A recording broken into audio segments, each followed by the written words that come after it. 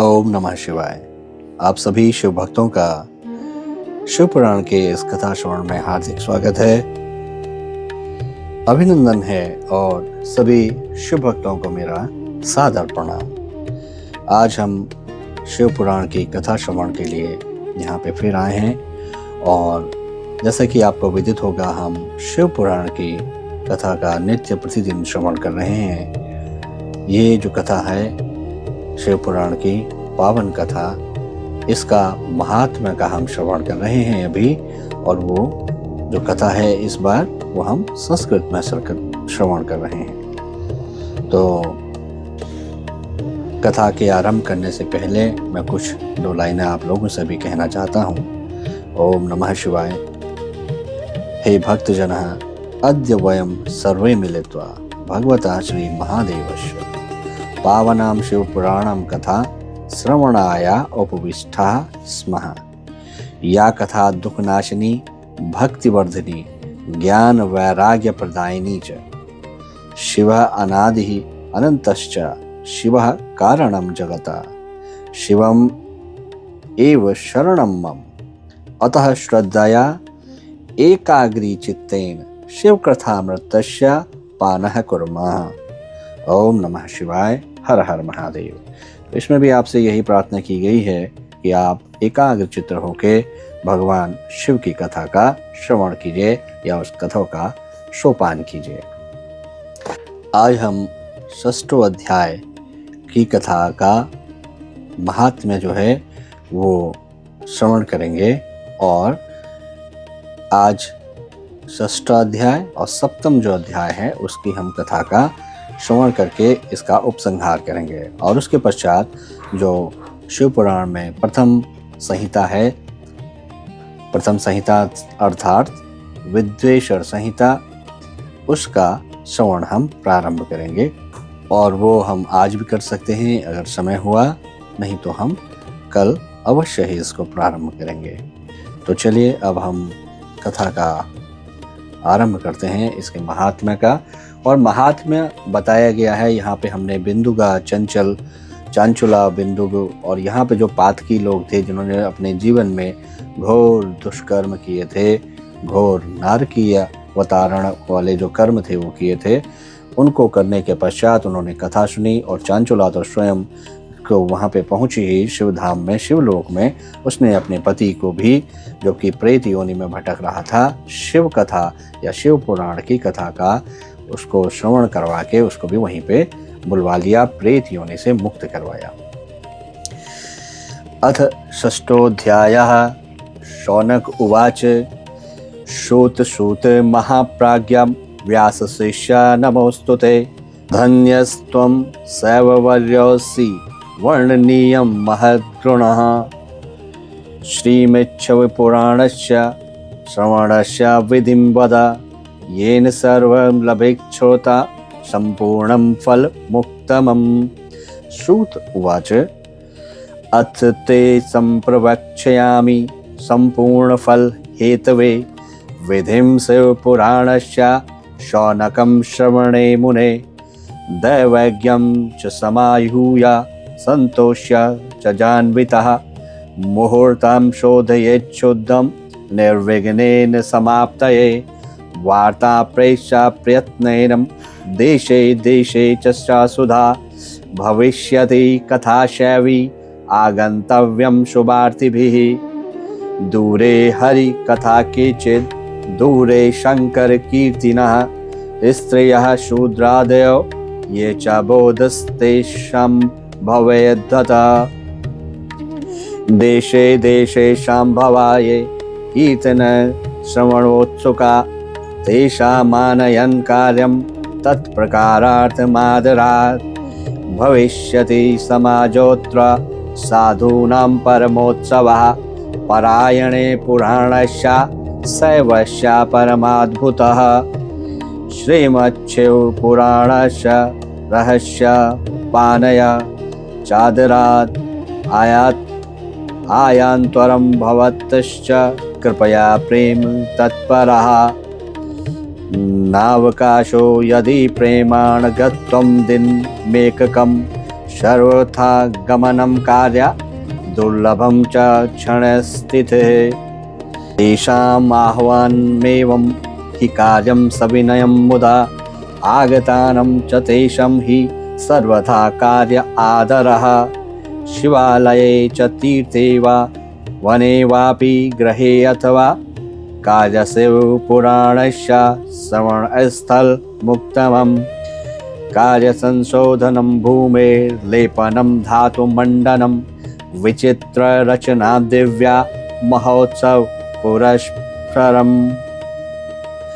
गृहोपस्कर्मदुद्धृत्य निखिलं तद् योग्यकम् एकान्ते गृहकोणे चादृशे यत्नानिवेशयेत् कर्तव्यो मण्डपो अत्युच्चः कदलीस्तम्भमण्डितः फलपुष्पादिभिः सम्यग्विश्वतानराजितः चतुर्दिक्षु ध्वजारोपपातका सुशोभनः सुभक्तिः सर्वथा कार्यं सर्वानन्दविदायिनी सङ्कल्प्यमानसं दिव्यं शङ्करस्य वक्तुश्चापि तथा दिव्या मानसं सुखसाधनं श्रोतॄणां कल्पनीयानि सुस्थलानि यथार्थः अन्येषां च स्थलान्येव साधारणतया मुने विवाहे यादृशं चित्तं तादृशं कार्यमेव हि अन्यचिन्ता विनिर्वार्यां सर्वा शौनकलौकिकी उदङ्गमुखो भवेद्वक्ता श्रोता प्रागध्वनस्तथा व्यत्क्रमः पादयोर्गेयो विरोधो नास्ति कश्चन अथवा पूर्वदिग्वेयां पूजक मध्यतः अथवा सम्मुखे वक्तो श्रोतॄणामाननं स्मृतम् व्यासासन् समारूढो यदा पौराणिको द्विजः असमाप्तो प्रसङ्गस्य नमस्कर्यान् कस्यचित् बालो युथावृद्धो वा दरिद्रो वापि दुर्बलः पुराणज्ञं सदा वन्द्य पूजस्य सुकृतार्थिभिः नीचबुद्धिं न कुर्वीत पुराणज्ञे कदाचन यस्य वक्त्रोद्गता वाणी कामधेनुः शरीरिणां गुरवः सन्ति बहवो जन्मतो गुणतश्च वै परो गुरुः पुराणज्ञस्तेषां मध्ये विशेषतः भवकोटिसहस्रेषु भूत्वा वसीदतां यो ददाति परं मुक्ति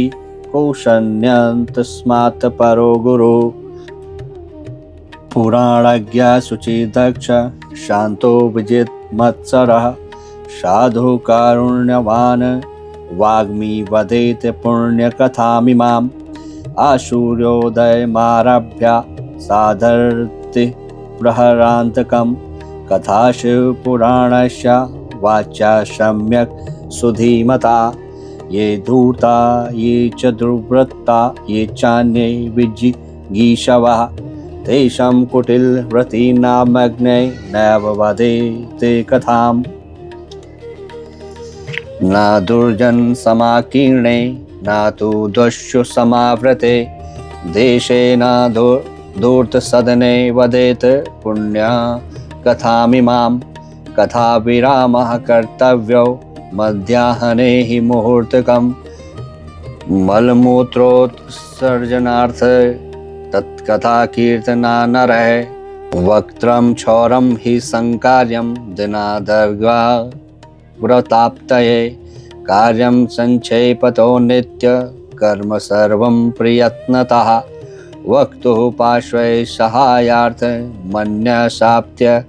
स्तौताविधि पंडितः संशयः छेत्ता लोकबोधन तत्परः कथा विघ्न विनाशार्थं गणनाथं प्रपूजयते कथाधीशं शिवं भक्त्या पुस्तकं च विशेषतः कथासु पुराणस्य श्रूयोदादात्सरासुधि श्रोतासु विधिना शुद्धा शुद्ध चित्त प्रसन्नधि अनेक कर्म विभ्रांता कामादिव षड्विकारवान स्त्रीणं पाखंडवादी च वक्ता श्रोता न पुण्यभाग लोक चिंता धनागर पुत्र चिंता व्यदस्य च कथाचित् हृद्मतिः स लभेते फलमुक्तम् श्रद्धा भक्ति समायुक्ता नान्यकार्येषु लालसः वाग्यता शुचयो व्यग्रः श्रोतारा पुण्यभागिनः अभक्ता ये कथं पुण्यं श्रवन्ति मम नराधमा तेषां श्रवणजः नास्ति फलं दुःख भवे भवे असम्पूज्यं पुराणं ये यथा शक्त्या हयोपायने श्रवन्ति मम कथामूढा सदरिद्रा न पावनः कथायं कथ्यमानायं गच्छत्यायन्त्र ये नरा भोगान्तरे प्रणश्यन्ति तेषादारादिसम्पदा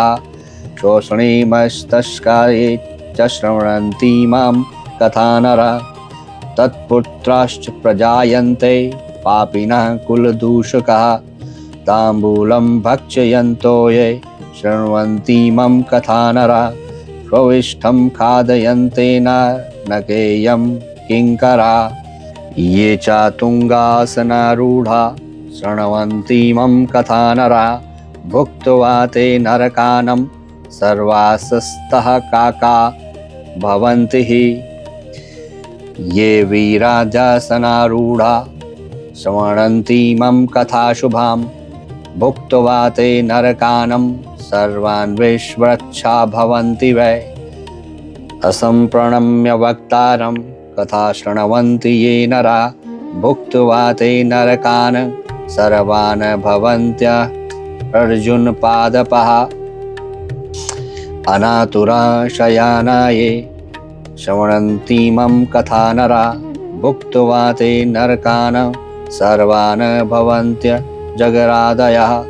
वक्तु समासनारूढा ये श्रवन्ति कथामिमां गुरुतल्पसमं प्रापं प्राप्यते नारके सदा ये निदन्ति च वक्तारं कथा चेमाशु पावनीं भवन्ति शुनका भुक्त्वा दुःखा जन्म शतं हिते कथायं वर्तमानायां दुर्वादं ये वदन्ति हि भुक्त्वा ते नरकानं घोरान् भवन्ति गर्भभासतः कदाचिन्नापि श्रवन्ति कथामेतं सुपावनीं भुक्त्वा ते नरकान् घोरान् भवन्ति वनशूकराः कथायं कीर्त्यमानायं विघ्नं कुर्वन्ति ये खलाः कोट्यब्दं नरकान् भुक्त्वा भवन्ति ग्रामशूकराः एवं विचार्य शुद्धात्मा श्रोता वक्त सुभक्तिमान् कथा श्रवण हेतोर्थिः भवेत् प्रीत्योद्यत सुधि कथा विघ्न विनाशार्थं गणेशं पूजयेत पुरा नित्यं सम्पाद्य संक्षेप पातं प्रायश्चितं समाचरेत् नवग्रहाश्चं पूज्य सर्वतो भद्रदेवतं शिवपूजोक्त विधिनं पुस्तकं तत् समर्चयेत् पूजान्ते महाभक्त्या करो बद्ध्वा विनीतकः साक्षात् शिव स्वरूपस्य पुस्तकस्य स्तुतिं चरेत् श्रीमच्छिव पुराणाख्यः प्रत्यक्षसत्त्वं महेश्वरः श्रवणार्थं स्वीकृतो वशी तुष्टो भव वै मयि मनोरथो मदीयोऽयं कर्तव्यं सफलस्त्वया निर्विघ्नेन सुसम्पूर्णं कथाश्रवणमस्तु मे भवाब्धिमग्नं दीनं मा समुद्वरं भवाण्वात् कर्मग्राहगृहीताङ्गं दासोऽहं तव शङ्करा एवं शिवपुराणं हि साक्षात् शिवस्वरूपकं स्तुत्वा दीनवचः प्रोच्या वक्तुः पूजा समारभेत् शिवपूजोक्त विधिनां वक्तारं च समर्चयेत् सपुष्पवस्त्रभूषाभिः धूपदीपादिनार्चयेत् तदग्रे शुद्धचित्तेन कर्तव्यो नियमस्तदा असमाप्ति यथाशक्त्या धारणीयाशु यत्नतः व्यासरूप प्रबोधाग्रया शिवशास्त्रे विशारदा यत्कथा प्रकाशेन मद्ज्ञानं विनाशय वर्णं पंचविप्राणं कार्यं वैकस्य भक्तितः शिवपञ्चाणमन्त्रस्य जपः कार्यस्य ते सदा इत्युत्सक्ते मुने भक्त्या तथा श्रवणसद्विधि श्रोतॄणां चैव भक्तानां किमन्यच्छ्रोतुमिच्छसि इति श्री स्कंद महापुराणे शिवपुराण महात्म्ये श्रवण विधि वर्णनम नाम षष्ठोऽध्यायः। तो इस अध्याय में जो बताया गया है वो ये है कि किस प्रकार से हमें श्रवण करना चाहिए, श्रवण के नियम क्या है, हमें अपनी भक्ति और जो शिव भोलेनाथ के प्रति हमारी भक्ति है उसमें संशय नहीं करना चाहिए, कथा में संशय नहीं करना चाहिए। पुस्तक स्वयं में शिव है, क्योंकि जब पुस्तक से शिव पुराण की जो कथा श्रवण होती है तो स्वयं वो भाषकम भाषका नाम, जैसे कि भगवान शिव स्वयं उसके बोलने वाले हैं, शिव स्वरूप हैं। तो अब हम सप्तम अध्याय की ओर बढ़ते हैं। शौनक उवाच सूत सूत महाप्राज्ञ धन्य सत्वं शैवपुंगवः श्रावितेयं कथास्मात् अद्भुतेयं शुभावः पुंसं शिवपुराणस्य श्रवणवर्तिनं मुने सर्वलोकहितार्थाय दयया नियं वदाम। सूत उवाच नियम शृणं सद्भक्त्या पुंसा तेषां च शौनक नियमानं सत्कथं श्रुत्वा निर्विघ्न फलमुक्तमं पुंसा दीक्षा विहीनानां नाधिकारा कथा श्रवे श्रोतकामे ऋतो वक्तु दीक्षा ग्राह्या तत्ते मुने ब्रह्मचर्या मदस्वप्ते पत्रावाल्यां च भोजनं कथा समाप्तो भुक्तिं च कुर्या नित्यं कथाव्रति असमाप्त पुराणं हि समुपोष्य सुशक्तिमान् शृणुयात् भक्तितः शुद्धः पुराण शैवमुक्तमं घृतपानं पयःपानं कृत्वा वा शृणुयात् सुखदम् फलाहारेण वा श्राव्यमेकाद्भुतं न वा हि तत् एकवारं हविष्यान्नं भुञ्जादेत् कथाव्रति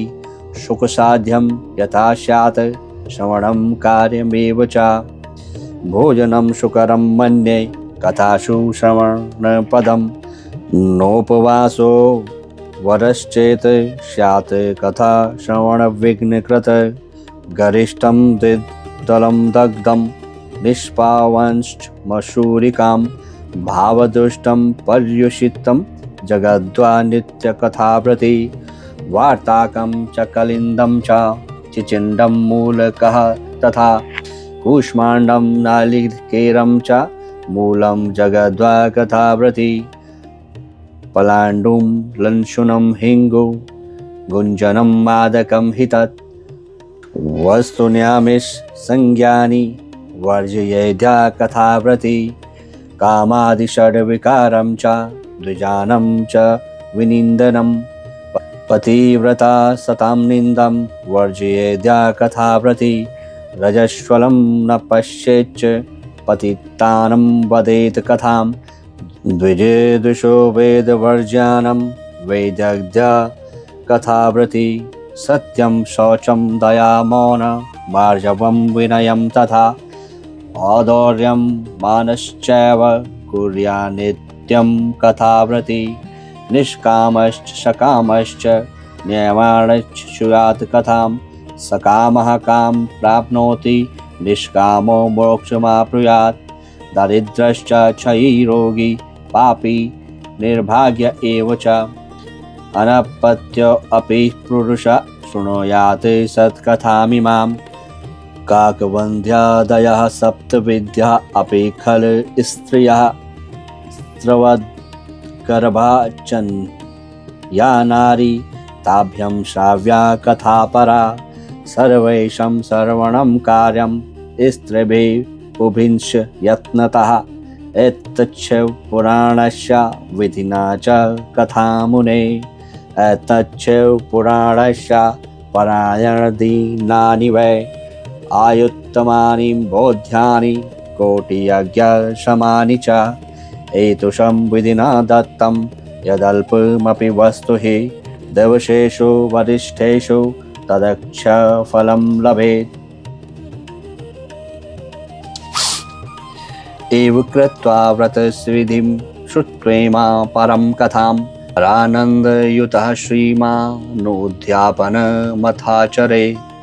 एतदुद्यापनविधि चतुर्दशमो मतः राजस्तद्वदनाढ्यश्च तदत्फलकाङ्क्षिभिः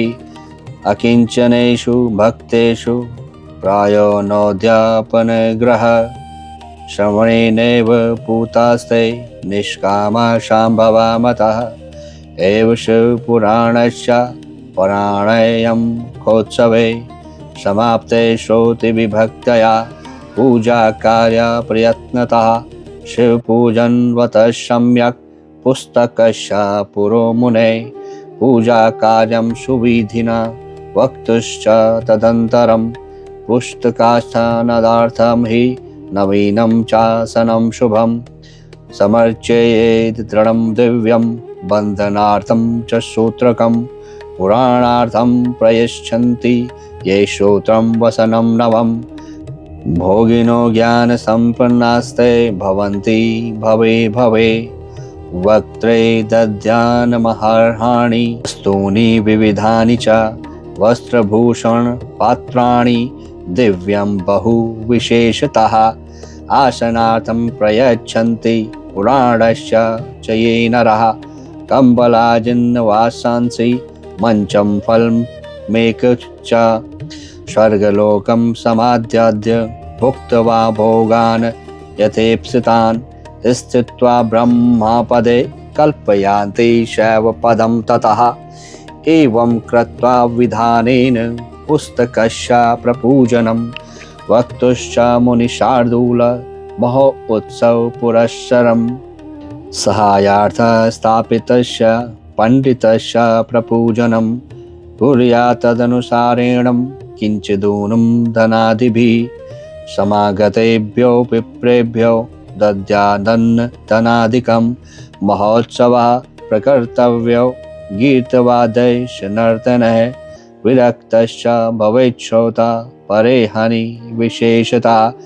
गीता वाचा शिवेनोक्ता रामचन्द्राय या मुने हस्तश्चेद्भवेत् श्रोता कर्तव्यस्तेन धीमता होमः शुद्धेन हविषा कर्मणस्तस्य शान्तये रुद्रसंहिताया होम प्रतिष्णलोकेन वा मुने गायत्र्यामन्त्रस्य वाचा पुराणस्यास्य तत्त्वतः अथवा मूलमन्त्रेण पञ्चवर्णेन सेवतः ओमशक्त बुधो होम्या हविर्दादं द्विजाय तत् दोषयो प्रशमार्थं च न्यूनताधिगताख्ययो पठेच्च शृणुयाद्भक्त्या शवनाम सहस्रकं तेन स्यात् सफलं सर्वं सफलं नात्र संशया यतो नास्त्याधिकं तत्स्मात्र त्रैलोक्ये वस्तु किञ्चन एकादशमितान् विप्रान् भोजन्यै मदुपायसै दद्यात् तेभ्यो दक्षिणा च व्रतपूर्णतत्त्वसिद्धये शक्तोपलत्रयमिते स्वर्णेन सुन्दरं मुने सिंहे विधाय तत्राश्च पुराणस्य शुभाक्षरं लिखितं वापि संस्थाप्य विधिना पुमान् सम्पूज्य वाहनादश्च हयपुचारे सदक्षिणं वस्त्रभूषणगन्ध्याध्यै पूजिताया यथात्मने आचार्याय सुधीर्दर्दा शिवसन्तोष हेतवे तेन दानं प्रभावेण पुराणस्यास्य शौनक सम्प्राप्यं नुग्रहं शैवं मुक्तः साध्वौ बन्धनात् एवं कृते विधाने च श्रीमच्छिवपुराणकं सम्पूर्णफलदं स्याद्वै मुक्तिप्रदायकम् इति ते कथितं सर्वं किं भूयं श्रोतुमिच्छसि श्रीमच्छिवपुराणस्य महात्म्यं सर्वकामदं श्रीमच्छिवपुराणं तुं पुराणतिलकं स्मृतं महच्छिवप्रियं रम्यं भवरोगनिवारणं ते जन्मभाजु खलो जीवलोके ये वै सदा ध्यायन्ति विश्वनाथं वाणी गुणान् स्तौति कथं शृणोतिं श्रोत्रद्वयं ते भवभुक्तिरन्ति सकलगुणविभेदे नित्यं स्पष्टरूपं जगति च बहिरन्तभासमानं महिमना मनसि च बहिन्तर्वाङ्ग मनोवृत्तिरूपं परम शिवमनन्तानंद सांद्रम प्रपद्ये। तो इस प्रकार इति स्कंद महापुराणे सनत कुमार संहितायां श्री शिव पुराण श्रवणवर्तीनां विधि निषेध पुस्तक वृक्त पूजन वर्णनम नाम सप्तमोऽध्यायः। इस प्रकार जो सप्तम अध्याय और छठवां अध्याय था, इसमें कैसे श्रवण और पुस्तक पूजा के विषय में बताया गया था, जो इस प्रकार यहाँ पे समाप्त हुआ। अब हम जो संहिता है प्रथम शिव पुराण की महिमा की, जो प्रथम संहिता है विद्वेश्वर संहिता, उसका श्रवण करेंगे। लेकिन वो हम आपसे जब पुनः भेंट करेंगे अर्थात कल, तब करेंगे। आज की जो कथा श्रवण है, अपनी वाणी को यहीं पे मैं विराम देता हूँ और आप सभी की मंगल कामना के लिए भगवान भोलेनाथ शिव शंकर शंभो शशांक चंद्रार्ध मौले से प्रार्थना करता हूँ आप सभी शिव भक्ति में लीन रहें। भगवान शिव शंकर शंभो चंद्रमौले नील लोहित नीलग्रीव सद्योजात, ये सारे भगवान श्री भोलेनाथ के नाम हैं। आप भगवान की महिमा में रत रहें, भगवान के चरणों में अपने मन को अर्पण करें या उसको अर्पित कर दें, तभी उसका सार्थक होना है। भगवान की भक्ति में नित्य प्रतिदिन लीन रहें और भगवान भोलेनाथ आपके ऊपर अवश्य कृपा करेंगे। और आप सभी शुद्धि भक्तगणों से सविनय करबद्ध निवेदन है कि ये जो शिव पुराण की कथा है, आप उन लोगों को अवश्य इसका श्रवण कराएं जो स्वयं नहीं कर सकते, जिसमें वृद्ध हैं या वो लोग हैं जो किसी व्याधि से पीड़ित हैं। आप ऐसा करेंगे तो उनके कष्ट भी दूर होंगे और जो वृद्धजन हैं उनकी उस लोक की जो यात्रा है वो सफल होगी। इसी के साथ अपनी वाणी को मैं यहीं पे विराम देता हूँ। हर हर महादेव। जय श्री केदार।